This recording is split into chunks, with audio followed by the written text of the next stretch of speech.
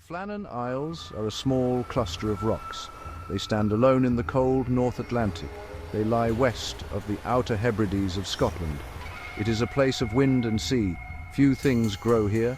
The waves are relentless. They crash against the cliffs with great force. For centuries, sailors feared these waters. In 1900, a lighthouse stood on the largest island, Unanswered Call. It was a recent addition, a beacon of safety in a dangerous sea. Its light promised safe passage, warned of jagged rocks below. 3 men were tasked with keeping this vital light: Thomas Marshall, James Duckett, Donald MacArthur. The routine of the lighthouse was precise: lit at sunset, extinguished at sunrise. For ships in these waters, the Flannan light was a reliable friend. Its powerful beam cut the darkness, a predictable flash in the night. On the night of December 15th, 1900, the Arctur passed through the area.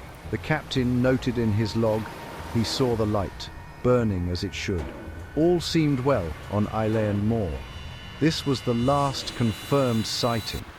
Days later, as storms swept the North Atlantic, some captains reported no light. In a gale, a light can be masked by spray. No one raised an immediate alarm. Isolated but professional, the men would have been busy, checking glass, securing the tower, deafened by the storm. Their small logbook would record the storm's power, the last known actions of 3 men. The light was always the priority, maintained, watched in turns, pressure and fuel checked, notes made. Their entries were simple, factual. No hint of fear, nothing unusual, beyond the ferocity of the weather. In the cold days of December 1900, that rhythm was about to be broken forever. Well, this is where the story begins. The days passed. Christmas approached. The tender Hesperus was prepared. Its captain was Joseph Moore. It carried supplies, coal, mail, and the relief keeper, also named Joseph Moore.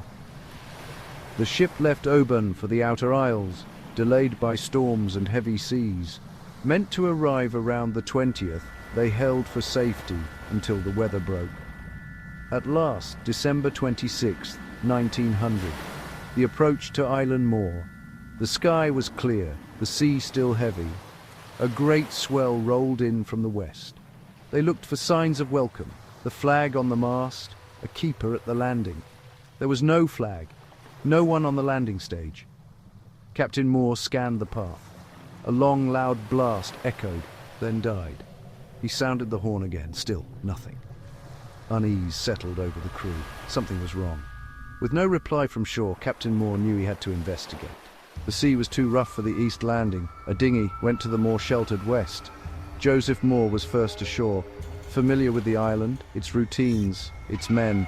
He climbed from the boat, heart heavy with dread. The silence was unnatural. As he went, he called their names: Marshall, Duckett, MacArthur. The only answer, wind and gulls. The place felt deserted. He reached the top. The compound gate was closed, the dwelling door shut, but not locked. Hello? Is anyone here? The silence inside was profound, the rooms tidy, the beds made, no sign of struggle. It felt as if they'd just stepped out, yet on this tiny rock there was nowhere to go.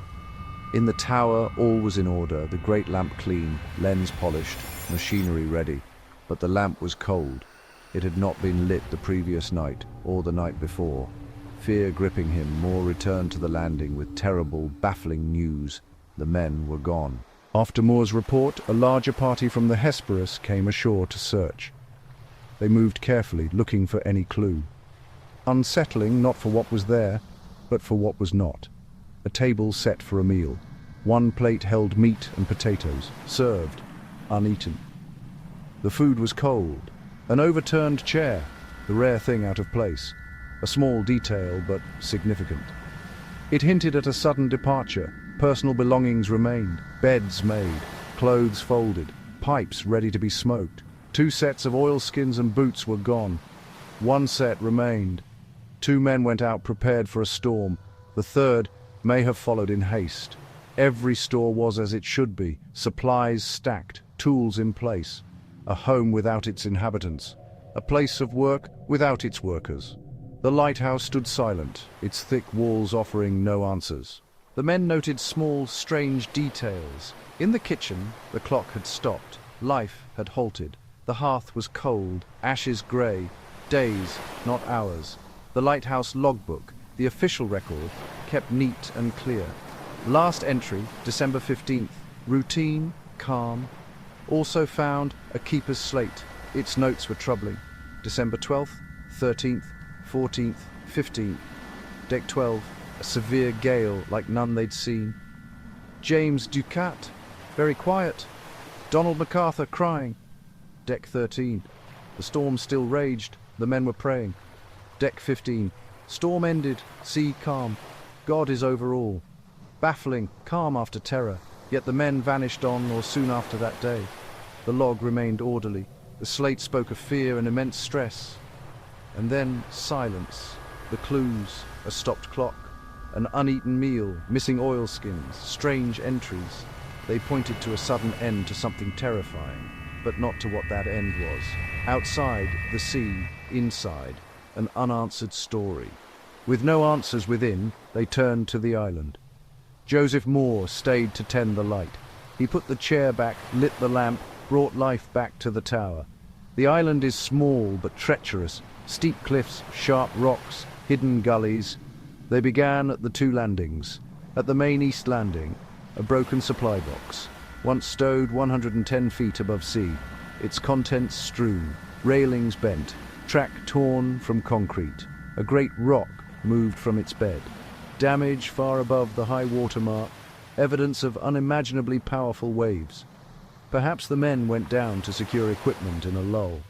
Then a sudden, massive rogue wave could have swept them into the sea. They searched the coastline, every inlet and cove. Here the sea is deep, currents strong. Bodies would be carried far, lost to the Atlantic. After hours, they returned with no trace of Marshall, Ducat, or MacArthur. The island gave a clue, but not the men. The Hesperus returned with shocking news. Captain Moore telegraphed the Northern Lighthouse Board. The message: the lighthouse was found empty, 3 keepers missing, damage at the landing. An official inquiry began. Superintendent Robert Muirhead, who knew the men, led the investigation. He inspected the scene, interviewed Captain Moore and crew. He examined tower and dwelling, logbooks, and the torn east landing. He noted order, the uneaten meal, the stopped clock, the missing coats. One set remained, likely Ducat. Marshall had gone out properly dressed. MacArthur may have rushed after. Muirhead concluded they were washed away by an unusually large wave during the storm. He dismissed foul play, suicide, and the paranormal. A logical, sober conclusion, plausible, but with no bodies or witnesses, still a theory. The case closed. The questions remained.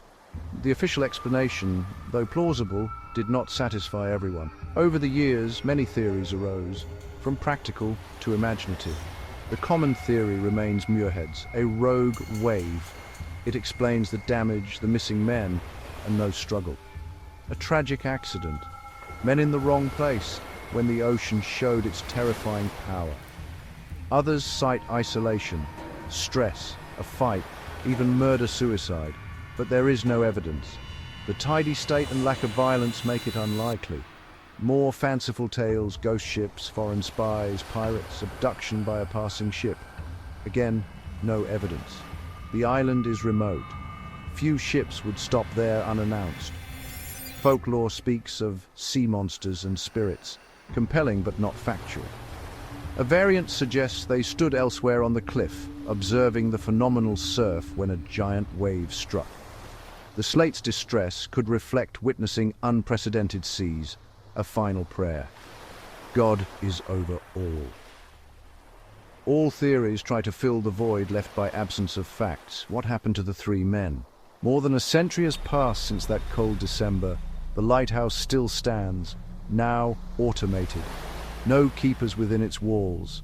The dwelling, an empty stone shell. The wind still howls. The sea still crashes. The story has become part of the place, as fixed as the rock. The report offered a logical answer, a powerful sea and a tragic accident. The most likely truth, Yet small, strange details prevent the story from resting. The chair, the uneaten meal, the clock, the words of fear and of calm. They leave room for doubt, they leave room for wonder. 3 men in an isolated place vanished. We have their final scene. We can walk through their home, see their belongings, read their last words. But we cannot see what they saw. We cannot know their final thoughts. The line between order and violence is invisible. We turn the evidence over, but the final piece is gone. The Isles hold their secret. The waves and wind have carried it away. All that remains is stone, empty rooms and silence. The light still shines, but not on this mystery. The island is quiet, the men are gone, and the sea does not speak.